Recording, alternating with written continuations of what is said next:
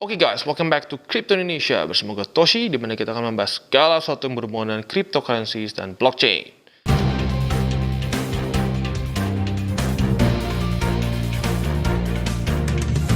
Oke, jadi pada hari ini guys, kita akan membahas mengenai Koti. Banyak banget yang request, bang, bahas Koti bang, bahas Koti bang. Kenapa? Kalau gue lihat karena dia nge-pump. 24 jam terakhir naik sekitar 45%-an. Ya, pantas saja banyak yang suka ya. Nah, sekarang kita hari ini akan membahas mengenai fundamentalnya dan juga ingin tahu apa sih project-project mereka. Gue akan bahas pros dan cons-nya seperti biasa ya, dan seobjektif mungkin tentunya. So, let's go to the video. Oke guys, pada hari ini kita akan membahas mengenai Koti. Ini koin yang cukup nge-hype ya, terutama hari ini nih, naik 45,7% ya dalam 24 jam terakhir. Jadi peningkatannya nggak main-main ya. Dan kita lihat sekarang rankingnya di 127 di CoinMarketCap dengan market cap sebesar 488 juta US dollar. Ya, kalau dibuletin lebih tepatnya 489 juta US dollar lah ya. Nah, itu naik 40,7% ya. Jadi luar biasa peningkatannya pada hari ini. Dan bahkan yang lucunya di sini adalah volume trading dia dalam 24 jam terakhir melebihi market cap dia. Jadi bisa dibilang ini cukup besar ya si ininya buying pressure-nya mereka ya. Dan kalau kita lihat dia circulated supply-nya 43% dengan maximum supply 2 miliar. Oke, kita akan coba bahas pada hari ini sebenarnya Koti itu seperti apa ya. Kita lihat overview-nya dulu. Pertama kita bisa lihat ya harganya cukup menarik buat orang yang suka koin lagi nge-pump ya.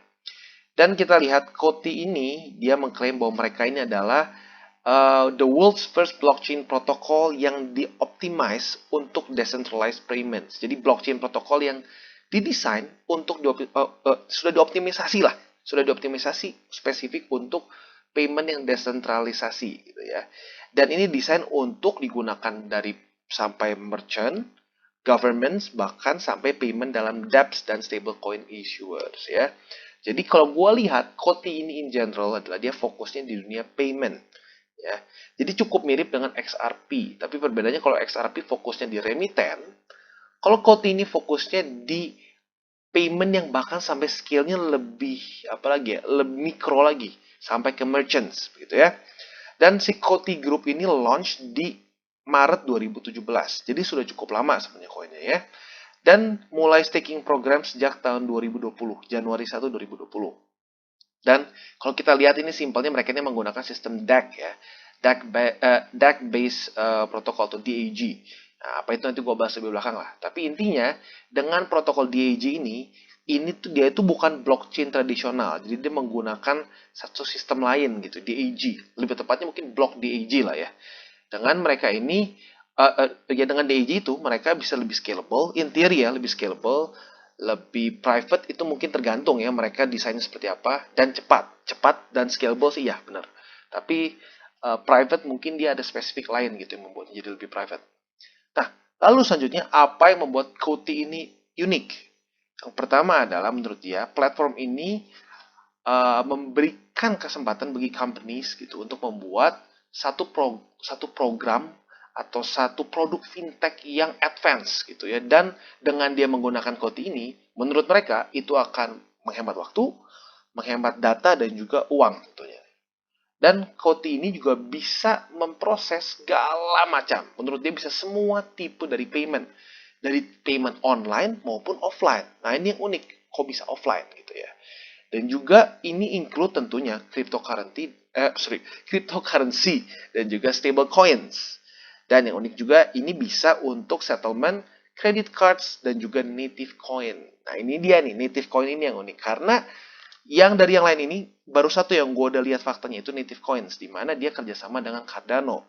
Itu ada Pay. Nanti gue bahas di belakang. Jadi dia bisa membantu untuk settlement pembayaran native tokens dari kripto-kripto lain. Contohnya ADA, Cardano. Oke, dan Koti ini juga sudah diaudit oleh Certic ya. Walaupun balik lagi, bukan berarti kalau diaudit dengan Certic sudah pasti bagus, enggak. Tapi minimal mereka sudah mengajukan audit ke mereka. Dan Certic ini bisa dibilang sekarang adalah auditor ya dalam tanda kutip ya, auditor cryptocurrency yang terbaik yang kita tahu sekarang. Dan menurut mereka, ya 93% vote bahwa mereka itu secure gitu ya. Dan buat kalian yang pengen tahu spesifiknya, buat kalian yang sangat teknikal, bisa masuk ke sini lihat audit history-nya, bisa view PDF-nya di sini ya. Ini jelas banget apa aja apa namanya ya, yang dicek oleh mereka, dan ya dari sampai yang wah yang super detailnya deh. Tapi buat video ini gue nggak akan bahas super detail, tapi yang penting overall menurut Setik it's okay gitu, it's a good project gitu ya.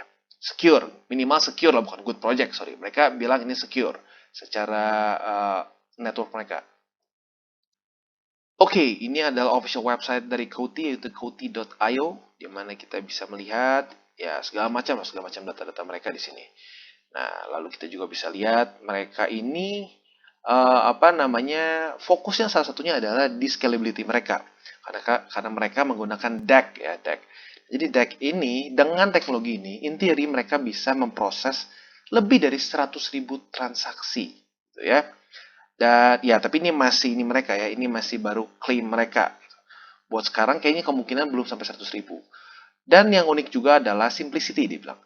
Di sini itu dia bisa membuat supaya merchant ini nggak pusing gitu. Karena kan jujur gini guys, di dunia cryptocurrency ini, kalau lu benar-benar mau menggunakan teknologinya, itu lu nggak bisa, kesannya lu tuh nggak bisa terlalu gaptek gitu loh ya. Karena cukup teknikal gitu. Bahkan yang mudah pun dihitungnya cukup teknikal gitu dibandingkan dengan ya cuma sekedar gesek kartu kredit gitu. Nah, di sini Coty bilang mereka memberikan simplicity untuk orang-orang bisa pemakaian apa namanya Coty Network ini seperti ya yang sudah terbiasa saja gitu mereka, extremely easy to use. Lalu selain dari itu juga Coty ini bilang mereka itu memberikan satu buyer seller protection. Dimana kalau kesannya gini deh paling gampang, lu dulu sebelum ada Tokopedia gitu ya, lu buat belanja harus kadang-kadang pakai bank bersama kan gitu loh. Kalau lu nggak berani gitu. Kalau lu main kirim doang atau lu minum transfer doang langsung ke mereka, seringkali terjadi penipuan gitu kan. Nah, dengan adanya kayak Tokopedia di tengah yang menengahi mereka nih saat perbelanjaan mereka, itu ada yang bisa dalam tanda kutip menengahi kalau terjadi dispute antara buyer dan seller. Nah, tapi itu centralized semuanya kan. Nah, Coty nanti dengan pembayaran mereka, dengan payment system mereka, mereka bisa ada semacam itu gitu, tapi decentralized gitu. Jadi mereka bisa provide apabila terjadi permasalahan pembayaran di dalam network mereka. Gitu. Nah, itu juga satu hal yang unik yang Coty punya, yaitu adalah buyer seller protection. Dan juga yang penting adalah mereka ini bilang transaksi mereka ini instant gitu. Si finality-nya itu instant. Gitu. Dimana kalau yang lain kayak contohnya Visa. Visa itu saat mereka sudah settle, bilang itu nggak belum settle payment saat itu juga. Mereka masih men-settle-nya cukup panjang gitu prosesnya. Tapi Coty mereka bilang mereka secara settlement mereka itu basically almost instant. Itu ya. Dan dimana tuh kita lihat ya, remittance tuh jadi instant. Dimana sebelumnya bisa take hours or days to clear. Nah, mereka instantly. Itu hal unik juga mengenai Coty. Dan basically kalau kita lihat, Coty ini fokus di dalam payment. Dan itu mungkin yang menjadi ujung tombak mereka gitu ya. Nah, lalu yang ingin gue highlight lagi adalah, kita lihat bahwa di tim mereka ini banyak orang-orang financial gitu ya. Financial specialist di sini. Lalu ini former HSBC internal auditor. Lalu juga seorang ini former finance director of Plus 500 UK, terus juga seorang financial specialist juga. Jadi memang kalau gue lihat Coty ini fokus di dalam dunia finansial dan terutama dalam payment gitu ya, tapi lebih fokusnya ke payment yang sampai ke settlement layer gitu, yang sampai literally ke merchants gitu, dimana kalau XRP fokusnya lebih ke remittance gitu ya. Nah, kurang lebih itu seperti itu, dan menurut gue timnya cukup solid ya, di mana di sini ada orang-orang yang dari dunia finansialnya, lalu juga mereka ada orang yang ini former head of research-nya IBM, jadi orang tech guy-nya, dan juga dipimpin oleh seorang ini CEO entrepreneur gitu, serial entrepreneur. Jadi cukup solid untuk secara timnya. Oke, dan ini mungkin yang menjadi kunci dari kenapa Coty ini sekarang mulai naik gitu ya. Karena mereka ini adalah bisa dibilang partner lah dari Cardano.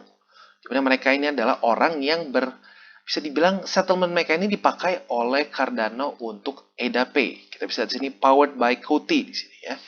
Jadi ini AdaPay ini apa sebenarnya? Jadi AdaPay ini adalah satu ya bisa dibilang payment gateway yang dimiliki oleh Cardano untuk supaya si ADA ini atau native currency dari Cardano Network ini bisa dipakai untuk ya beli barang sehari-hari gitu ya. Jadi sistemnya seperti ini. Nanti AdaPay ini akan bisa connect, contohnya mungkin nanti ke ya mungkin kalau di kita gitu ya, ke depannya mungkin kita belum sih sekarang. Nanti mungkin ada Tokopedia, lu bisa beli pakai AdaPay gitu. Lu bisa beli barang-barang pakai AdaPay di misalnya Bukalapak. Seperti itu konsepnya gitu ya. Jadi seperti kasarnya seperti OVO lah gitu ya. Tapi bedanya kalau OVO ya lu kan pakai ya 1:1 dengan rupiah gitu kan. Nah, di sini lu bisa belanja pakai EIDA lu gitu. Nah, jadi itu yang bikin Kuti ini mungkin menjadi menarik gitu ya karena mereka bekerja sama dengan Cardano dan otomatis kalau sampai Cardano mau kerja sama dengan Kuti, tentunya mereka punya kelebihan dalam dunia spesifiknya untuk settlement transaksi mereka. Gitu ya. Jadi menurut gue pribadi, ini secara project, secara teknologi, Kuti ini cukup menarik gitu ya, cukup menarik. Karena sampai sekelas Cardano itu cryptocurrency ketiga loh di dunia. Dengan market cap yang luar biasa besar, berapa puluh miliar dolar.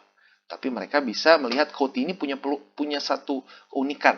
Jadi itu poin yang sangat plus menurut gue mengenai Kuti, yaitu kerjasama mereka dengan Cardano. Dengan itu pun biasanya akan ada satu korelasi antara harga Kuti dengan harga Cardano. Ya. Oke, jadi kita tadi sudah bahas mengenai hal-hal yang positif dan yang keren mengenai Kuti. Jadi secara teknologinya unik menurut gua dan tim mereka menurut gua lengkap. Apalagi niche market mereka menurut gua cocok dengan tim yang mereka punya, yaitu rata-rata orang-orang finance dan orang-orang teknologi gitu ya. Jadi memang pas menurut gua. Tapi kita harus coba bahas secara lebih fair gitu ya. Dimana pasti apapun yang positif ada negatifnya. Apapun itu koinnya. Ethereum contohnya apa? Wow, dia sangat decentralized, dia secure, tapi kurang scalable. Oke, Cardano apa? Dia scalable, terus dia decentralized, tapi apa? Program pengembangannya cenderung lama karena dia peer review. Gitu ya. Nah, untuk Kuti, apa menurut gue nih Achilles heel dari Kuti?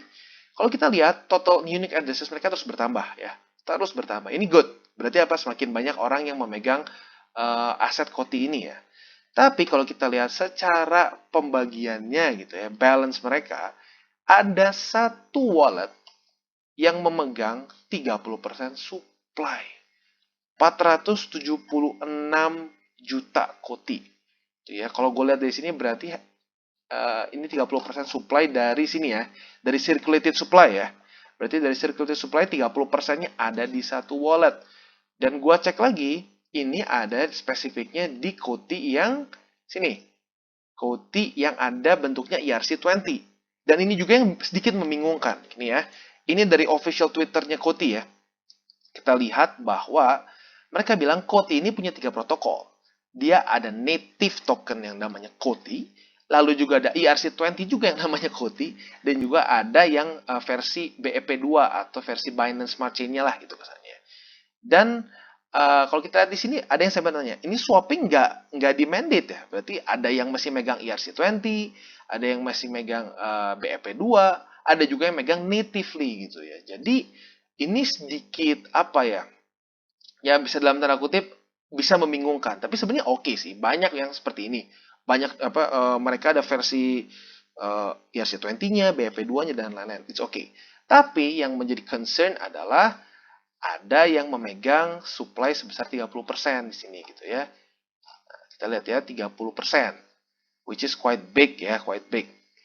Nah, di sini ya 30%. Punya siapa? Punya Binance.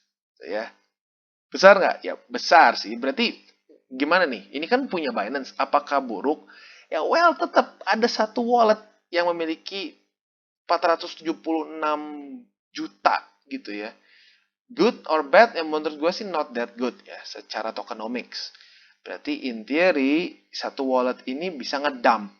Gitu ya. Walaupun ini punya Binance. But still gitu ya. Dan ini aneh juga kenapa Binance punya sebesar ini. Ini Binance 7 dan bahkan ada Binance 8. Berarti kalau di total ada berapa nih? Cukup besar, ada 500 lebih gitu ya punya Binance.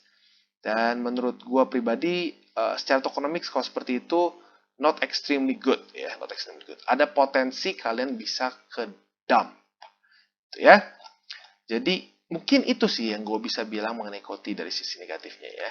Dia itu secara ya supply-nya itu ada satu yang memiliki besar banget, gitu ya. Dan selain dari itu juga Coty ini sekarang kalau gue lihat perkembangannya sangat sekali tergantung dengan Cardano.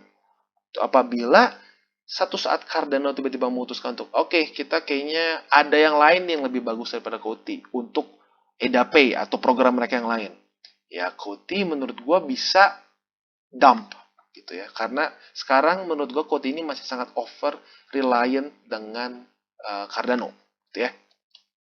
Oke, jadi kesimpulannya Coty ini adalah cryptocurrency yang cukup menarik ya, dimana dia secara teknologi juga ya dia bisa mengklaim bisa sampai 100.000 TPS, which is really fast gitu ya, sangat scalable.